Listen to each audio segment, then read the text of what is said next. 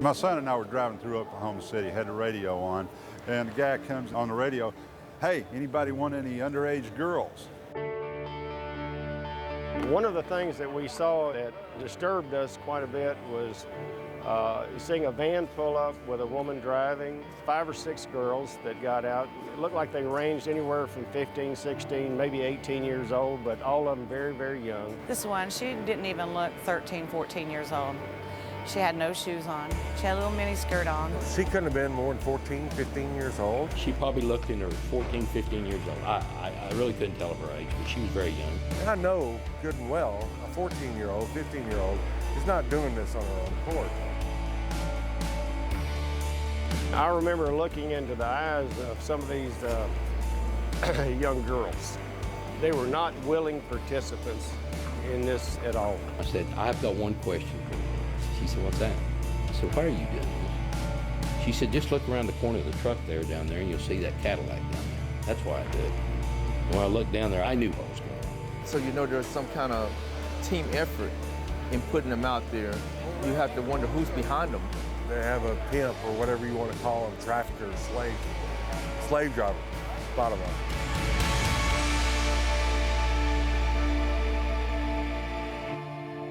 Sex trafficking is a form of modern-day slavery. It's when traffickers are using force, fraud, or coercion to compel an individual to engage in commercial sex. It also involves anyone who's under the age of 18 is considered a victim of sex trafficking, regardless of the use of force, fraud, or coercion. And this is an issue that affects all populations of victims: men, women, children, foreign nationals, and U.S. citizens. And it's really important that we understand that. When most people think of the problem of child prostitution and sexual exploitation of children, they think of it as being a problem for foreign countries, for third world nations, and doesn't exist here in the U.S., and that's just not true. Human trafficking is a local crime that is happening to your neighbor's child. It is a crime that is happening in your city. It is a crime that could happen to your child. It makes me feel very uncomfortable because you know what, that could be my daughter. To realize that this is going on in America is disturbing. That's, for a lack of a better word, it just disturbs me. It hurt me. People do not realize how big of a problem this is in the United States. It is extremely pervasive. It's happening in every single state. The youngest child that we've recovered has been 9. Average age is 13 to 14, so 15 years old that they get involved in prostitution. Nobody wakes up and says, "Gosh, I'd really like to sell myself on the streets today." That is something that is being directed by the victimizer, by the trafficker. And these kids find themselves in a situation they literally cannot get out of. If you have adult prostitution going on in your area, you have child prostitution going on in your area. And it happens in a number of different venues. And traffickers are not only exploiting the victims, but they're also exploiting these locations. Everything from commercial front brothels to residential brothels to hotels and motels to truck stops to street-based prostitution. A lot of exploitation is happening online. That's where a lot of the connections are being made. And these spaces are very diverse, and that's why it's so important to understand what it looks like in all of these different venues. This needs to be stopped, and these young girls ought to have an opportunity to have a life. Their life is being robbed and taken away from them at such an early age.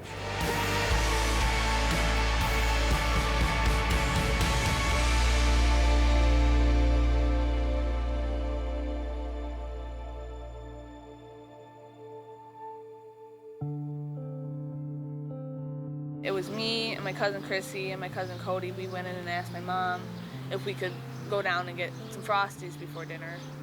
And she said, yeah. Me and Chrissy's walking, and that's when the Lincoln pulled up.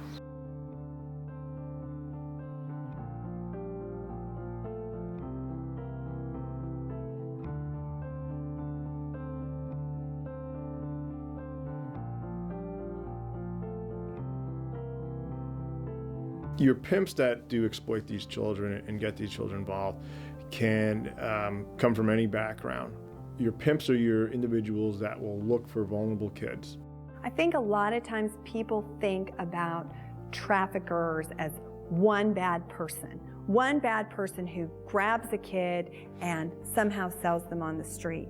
But what we found in law enforcement is trafficking is often a team effort. It's the person transporting the child from place to place so that they can never be in a place long enough to get help. It is the person who actually lures the child in. It's the enforcer, the person who is beating the child. Could those all be the same person? Absolutely. But more often than not, it is a loose coalition of people who are working to keep that child enslaved.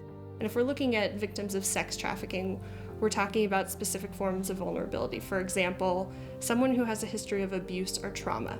It could be someone who doesn't have a good social network. So we're talking about runaway and homeless youth. We're talking about individuals who might be here, they might be undocumented, they came from other countries with promises of some different type of work. So it really, it's not about a single type of person, but rather vulnerabilities that traffickers know how to exploit.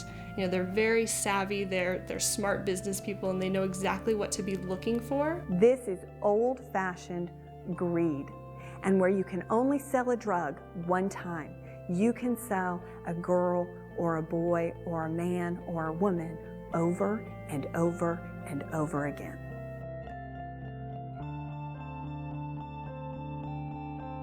We ended up going to his house, and that's when it pretty much hit us like a ton of bricks, because he wasn't nonchalant about it or anything. He just shut the door, locked it, and said that we're not leaving.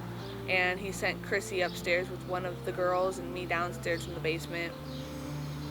I was freaking out because I didn't know what was happening to Chrissy. They separated us right then and there. And pretty much what the girl that I went downstairs told me, is that I was going to do what Derek told me to do, which they call daddy. What the pimp culture and psychology tries to do is they try and take the place of the father figure or the family figure. They refer to their victims as being their family or their folks. And that's what they call one another when they're with their victims. Now, when a pimp talks to another pimp, he refers to them as their stable. And that's how they really are looked at. They're looked at as livestock. They are to be sold and traded. Girls never get any of the money. That's, a big myth is that they're allowed to share some of the money. They never are. All the money goes to the pimps. We would have to have sex with men for money, and we had no say about it. And I started freaking out. I was crying, and I kept saying, let me talk to Chrissy. Where is she? Then I got to see her. She was totally in tears. She was freaking out. I guess they had said the same thing to her. And she was my best friend, and I didn't want nothing to happen to her, and they already said from the beginning that if I did anything stupid, then she would be the one that would pay for it. When the girls don't want to work, they're beaten. In extreme cases, we've seen them drugged, addicted to heroin and things of that nature. It's a brainwashing that begins in a dependency that the pimps try to put on the girls so that they cannot live without them, and that this is all that they can amount to and do. From the beginning, I wanted to get out, but there's bars on the windows, the alarm's on every window, every door, everything. They never really left our sides at all.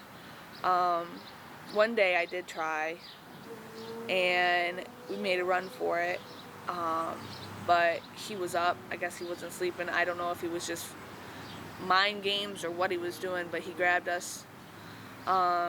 He threw me into the dining room table. It was glass, and busted me up pretty good. But Chrissy, he dragged up the stairs by her hair, like all the way by her hair, and threw her down the stairs, and did it again like 3 more times, busted her lip up, got her bruised, black eye a little bit right here. And it was really horrible to hear her screaming for me, and the 2 girls were holding me back and, telling me that, I have to watch this, that this is what happens if I try to do that, that I made it happen, that it was my fault, I should have never, tried to leave. And just seeing her flying down the stairs, it was pretty bad. I'm hard pressed when I hear people say that, well, some do it willingly and want to do it willingly. I don't think anyone would really want to be beaten and raped on a daily basis and beaten in the most extreme ways. Violence goes hand in hand with these type of cases, and it's used to break down the girls. It's used to discipline the girls. It's used to gain complete control over them. So I don't think there's any real willingness of your victims, especially their child victims. And here we are, you know, I'm 15 years old, my cousin is 14, and we're here at a truck stop, you know, being forced to work it, you know, being forced to go from truck to truck, asking, you know, if the guy would like to have sex with us, you know, and we're young girls, terrified out of our minds. This is somebody's family member, you know, that is missed, you know, you don't think of that, you know, that they don't want to be here. You know, at the truck stop, we were not together. She was God knows where, you know, and I was over here. I didn't, you know, one phone call saying, hey, she's acting up, or hey, she's trying to run, or she's trying to signal a truck driver that, you know, that something's wrong, she's not acting right, and something could have happened to Chrissy, you know, or vice versa. From the very beginning, they drilled it into my head, they drilled it into her head that, you know, if we try to act up, something really bad was gonna happen. I mean, you couldn't see it on the outside looking at me, you know, you couldn't see that something was wrong, you know, but deep down in my eyes, you know, there's something wrong. You know, I was crying out for help, but I couldn't do it because, you know, I didn't want to end up dead. I didn't want her dead and it be my fault, you know. I mean, it's like they had us completely wrapped, completely controlled, you know, to where we were brainwashed, to where we were like, okay, we have to do this or else, you know, something bad could happen. I mean, who knows if they knew us well enough, they could have known where my family lived, you know, and killed them, you know, anything was going through my mind that, you know what, I have to do this or else something bad's gonna happen to me, to my family, to my friends, anything, you know. And it's not something that you really see out on the surface, but it's happening, you know, inside my mind it was happening, you know. I was scared, unbelievably scared. Threatening one's family, a lot of times what they'll do is use that to threaten against the girls that, you know, I'll kill your family if you don't do this. I'll kill your mom, I'll kill your little brother, I'll kill your kid. Sounds unrealistic, sounds crazy, like something from a plot from a movie, but it is happening. I've seen it happen in more than one of my cases. And we get reporting back in the field that happens. It's a common occurrence that will happen, threatening other families.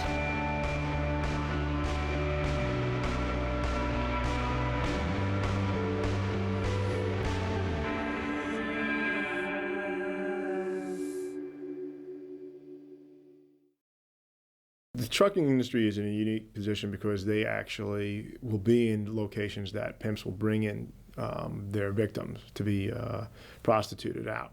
Pimps are very transient. They move around a lot. So do your girls. Your victims are being moved constantly, whether it's through planes or cars that they'll just drive, or bus tickets, or through trucks. Any way that they can get to their money, that's how they're going to get there. Truckers Against Trafficking is a grassroots organization. It comes alongside the trucking industry, recognizing that they're the eyes and ears of our nation's highways. They're in places that most people aren't, and that they can recognize potential victims of human trafficking more than the rest of us. And so we equip them with tools that they can recognize, identify potential human trafficking victims, and then a number to call, the national hotline number, 1-888-373-7888, so that when they see human trafficking situations, they can report those and hopefully get the victims recovered and perpetrators arrested. The partnership between the hotline and Truckers Against Trafficking has been really exciting. As soon as this campaign launched, we saw a significant increase in calls about trafficking cases that were not being reported before this population was learning about the issue. Now you're talking about a really highly trained group of individuals that are seeing trafficking, they know where to report it, they're reporting it right away, they're often seeing it while it's happening. And so it's even an earlier intervention and action point than a lot of the other cases that we're getting. And as a result, we have seen countless investigations. We've seen countless victims who've been recovered by law enforcement. So this is just, it's so important that this population knows what to recognize, knows who to call, and feels comfortable doing that.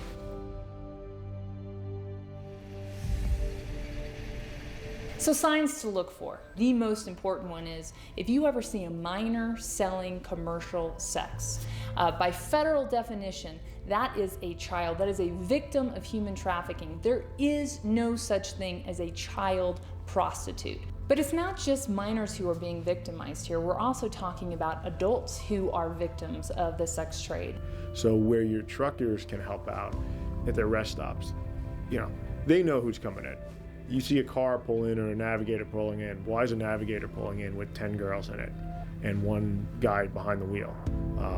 And all of a sudden you've got a bunch of young girls walking out in revealing or lingerie clothing. So if you're in a parked location and you happen to see lights that are flashing, perhaps signaling that somebody is saying, I'm an available buyer, that should be a red flag. If you happen to hear CB chatter about commercial company or somebody needing to make a quota or somebody referencing their daddy or that boyfriend figure in their life, or if you're that local driver who is loading at a business front and you happen to see that unaccompanied minor or that minor who looks fearful or potentially is under the control of somebody else. What about branding? Do you see some tattoos claiming ownership over this person? This is a potential sign that you are interacting with a human trafficking victim. We've had cases come back from drivers already who are having conversations with people and asking questions like, are you traveling by yourself? And if they're not, who are they traveling with? When's the last time they've seen their family? Do they get to keep any of the money? Are they free to come and go as they please? These are important questions because they're going to help you determine whether or not this person has the freedom to walk out the door or not. So traffickers are continuing to exploit businesses for criminal gain, and they don't care where it is, whether it's that major sporting event or a big convention that's coming to town, or it could be a casino. Wherever it is, they're gonna go where they can make money. Everything from hotels and motels, commercial front brothels, to residential brothels, to street-based prostitution, to truck stops. Those are locations that potentially those spaces could be exploited by traffickers. If you're in a bus terminal, this is a place where potential victims could be recruited out of. The more you look, the more you'll find. So what should you do in these situations? Well, first and foremost, make the call. We need you. We need the person who has identified the tip to first make the call. Call the hotline, 888-373-7888. This is a 24/7 national hotline for victims and survivors of human trafficking and the anti-trafficking field. It's always details is what helps us. If you can, simple things that you can note, what's the vehicle, the color of the vehicle, the make of the vehicle, description of any occupants, the girls, how many, race, possible age that you think it may not be. You may not know if it is a trafficking situation. You may see something that feels a little off, or that person feels like they may not have control over what's going on. Call the hotline. We're there to really help you assess that situation, to talk through next steps, to talk through options. And if it is a tip, or if you do have information, make sure that we're connecting with law enforcement and service providers on the ground who are trained on trafficking, who are victim-centered, who know this issue and know this work. If you can get a license plate, what state, what the plate is, that's fantastic. If you can get a description of who's driving it, who's in control of it. If you can take pictures say 1,000 words. And if you have a camera or an iPhone, whatever it might be, that's a fantastic piece of evidence and piece of information that we can use. If you call our hotline, you can remain completely confidential. Confidentiality and anonymity are very important to our callers, and we take that very seriously. It's okay to be wrong. We want you to call whether you're sure or not. If you don't make the call, we may not be able to connect that victim with help. And if you are in a location that has a general manager, go in then and tell the general manager. They need to know what's going on their property, wherever you are, wherever you're parked. You know, it's getting involved that much. We're not saying go out there and grab the girls and try and drive away with them. Now, don't try and rescue them on your own, but even the smallest kind of little details that you guys have that can provide us with would help, and have helped to recover girls. So Truckers Against Trafficking seeks to be very intentional in its partnerships. The trucking industry is 7 million strong, and so we work with national and state trucking associations. We work with large and small carriers. We work with local, regional, over-the-road guys. We work with the truck stop and travel plaza community. We work with the trucking schools. So the more you have transportation industries that are committed to this issue and really thinking about creative ways to help, the better we're going to be able to facilitate that connection from, you know, moving someone out of a trafficking situation. And when we talk about the coalition building that we're doing between key industry stakeholders and law enforcement who investigate trafficking cases, we're talking about loopholes that are getting closed to traffickers that were once they were able to so easily exploit. And that's a huge part of what TAT does, bringing the trucking industry and law enforcement together to put these guys out of business. They have operated unfettered for too long, and it is enough.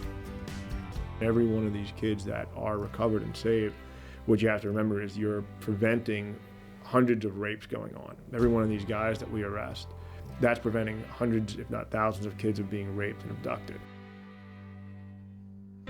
When we talk about the progress that's been made, it's just pretty amazing to watch one industry step up and say, yes, we're going to be proactive on this. And we see drivers being trained, and we see safety directors deciding to implement this, and CEOs of companies, and we see truck stops who are saying, yeah, we're going to put this information out for the drivers that visit our locations, and we're going to train our